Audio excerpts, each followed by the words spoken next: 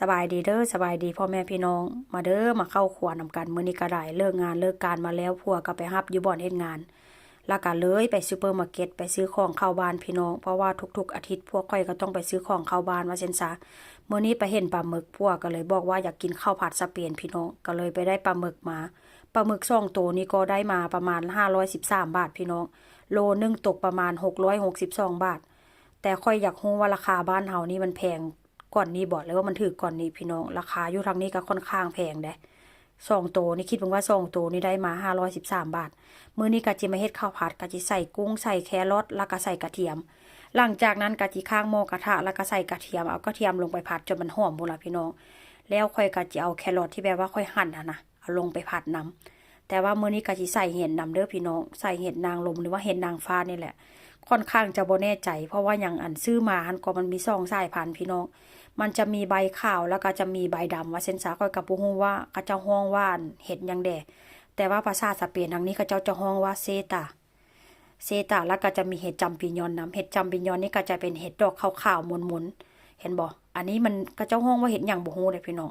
เพราะว่าเห็ดนี้ซื้อมามันมีหลายสายพันธุ์เขาเจ้าขายหั่นก็หลายขนาดมันมีวางแผงขายหั่นนะ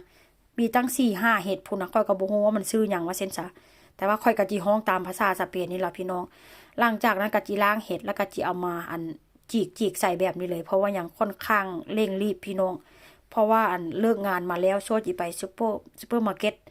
กะปาไป2 โมงแล้วชั่วจิมาฮอดฮอดบ้านเฮ็ดกับข้าวกับน้ำว่าซั่นซะชั่วจิได้กินข้าวพี่น้องเกือบ4 โมงแลง ผัวก็ท่าเมียเด้เพราะว่ายังอัน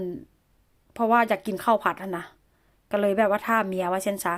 แล้วก็จีเอากุ้งใส่น้ำกุ้งนี่ก็ล้างเอาขี้ออกแล้วเรียบร้อยได้พี่น้องเพราะว่าค่อยกินกุ้งนี่ค่อยบ่กินแบบว่า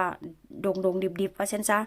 และเป็นปลาหมอกปลาหมึกคือกันพี่น้องก็ล้างแล้วก็หั่นแล้วเรียบร้อยแล้วก็จิเอาน้ำมะเขือเทศหรือว่าน้ำบักเด่นใส่น้ำเด้อน้ำบักเด่นนี้ก็อัน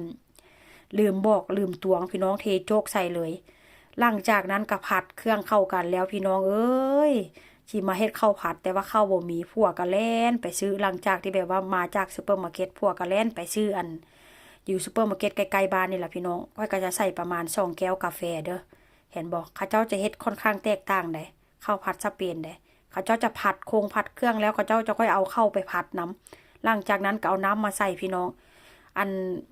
ข้าวนี่2แก้วกาแฟแล้วก็น้ำนี่ประมาณ3แต่ว่าค่อยก็จะใส่อีกพี่น้องเพราะว่ายังใส่ประมาณ4 แก้วพุ่นล่ะเพราะว่ายังอันข้าวนี่มันค่อนข้างจะแข็งค่อยจับจุดบ่ได้ค่อยกะบ่ถึกเพราะว่าข้าวเป็นกล่องนี่นะ